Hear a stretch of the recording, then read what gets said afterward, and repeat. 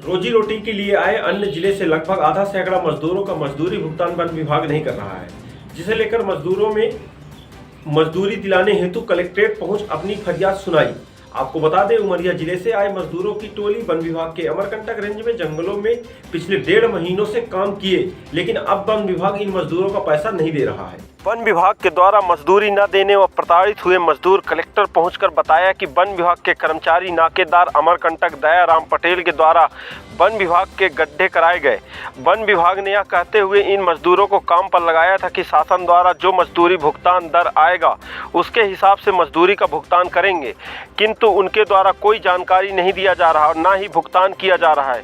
उनके द्वारा कहा गया था कि काम होने के बाद नगद पैसे का भुगतान किया जाएगा। अब मजदूरों से खाता नंबरों की मांग की जा रही है। कहा जा रहा है कि अब मजदूरों के खाते में ही पैसा आएगा, जबकि मजदूरों के पास वर्तमान में ही पैसे नहीं हैं। मजदूरों ने बताया कि पैसे मांगने पर विभाग के लोग धमकी देते हैं। दरअसल आधा दर्जन से अधिक यह मजदूर उमरिया जिले से चलकर अनूपपुर जिले में रोजगार के लिए आए थे। हालांकि 1.5 माह पूर्व से लगे वन विभाग में यह मजदूर काफ़ी काम कर भी चुके हैं, लेकिन अब मजदूरी भुगतान को लेकर वन विभाग इन मजदूरों का भुगतान नहीं कर रही, जिससे इन मजदूरों ने पिछले 1 दिनों से कलेक्ट्रेट के चक्कर लगाकर अपनी शिकायत अधिकारियों तक पहुंचाई है।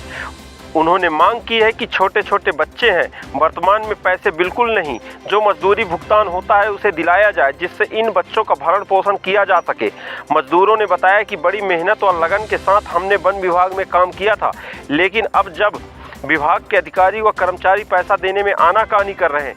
गौरतलब है कि इससे पूर्व में भी पुष्पराजगढ़ वन परिक्षेत्र का भी मामला ऐसे ही आया था।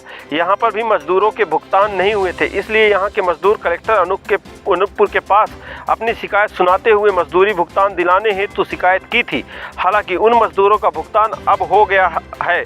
अब देखना होगा इन मजदूरों का भुगतान कब तक होता है। से आए हैं, गड्ढे खोद हैं। कहाँ खोद रहे थे गड्ढा? जलेश्वर में। कितने दिन से खोद रहे थे? 1.5 महीना हो गए थे। अच्छा, अब क्या दिक्कत है? दिक्कत है, पैसा नहीं दे, हमारा खर्च नहीं देता रहा, खाने का दवाई करावे का पैसा नहीं देता रहा है। सब बीमार हैं, सब कोई बीमार पड़े। कितने लोग आए थे साथ में?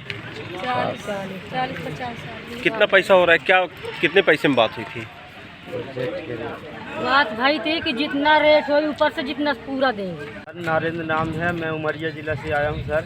यहाँ काम के लिए आया था, 1.5 महीना का आया हो गया सर। तो कहाँ काम कर रहे थे? तो यहाँ जालेश्वर लगता था, धाम पास में ही पड़ता था सर, 1 किलोमीटर से ज़्यादा दूर में। कौन करा रहा था काम? ये रेंजर, डिप्टी, हाँ। नाकेदार सर। क्या क्या काम कर रहे थे? ये गड्ढा खुदवा रहे थे, प्लस और उखरवाई, झाड़ माड़ उखरवाई सर, सफाई वफाई करवाए और गड्ढा खुदवाए। हाँ। और यहाँ जलेश्वर धाम में गड्ढे का काम कर रहे थे। 2 बाई के 2 गड्ढे खोदे हैं और 1 बाई 1 के गड्ढे। करीब 1.5 महीना काम किए हैं 40-50 लोग। और काम करने के जब कार पूरा हो गया तो साहब से बोले सर हमारा पैसा दे दो। तो पैसा देने के लिए इनकार कर दिए, बोले कि गाली गलौज कर रहे थे, बोल रहे थे तुम जहाँ जाना हो जहाँ चले जाओ, पैसा तो मेरे पास नहीं। कौन बोल रहा था ऐसा? ऐसा ये नाकेदार डिप्टी दोनों मिलके बोल रहे थे। कितने दिन से काम किए? 1.5 महीना हो गया था जी काम करते। एक दिन की मजदूरी कितनी थी? ठेका में काम, मतलब गड्ढे का बोल रहे थे, जो प्रोजेक्ट में गड्ढे का रेट आएगा, 1 गड्ढे का जितना रेट रहेगा वो प्रोजेक्ट से हम लोग तुमको देंगे, अभी काम करते चलो। हम लोग करते गए, 1.5 महीना हो गया काम करते करते। अब फिर लास्ट में जब बोले सर जी अब तो गड्ढे का काम पूरा हो गया, आपका कार पूरा हो गया, तो हम लोगों को पैसा दे दो, तो मना कर रहे हैं, दुनियादारी बता रहे हैं, बोल रहे हैं कि पैसा नहीं है, यहाँ चले जाओ, जहाँ जाना हो जहाँ चले जाओ। अब गरीब लोग हम क्या करें, खाने पीने के लिए भी व्यवस्था कुछ नहीं है, छोटे छोटे बाल बच्चे के लिए पड़े हैं। तो कितने लोग आए थे साथ में? साथ में हम लोग हम साथ में पूरे 40 आदमी काम करने वाले हैं, 20 बच्चे हैं छोटे छोटे। तो आपको बुलाया गया था कि आप लोग आके अपने से लगे थे? बुलाए गए थे, डिप्टी नाकेदार बुलाए थे।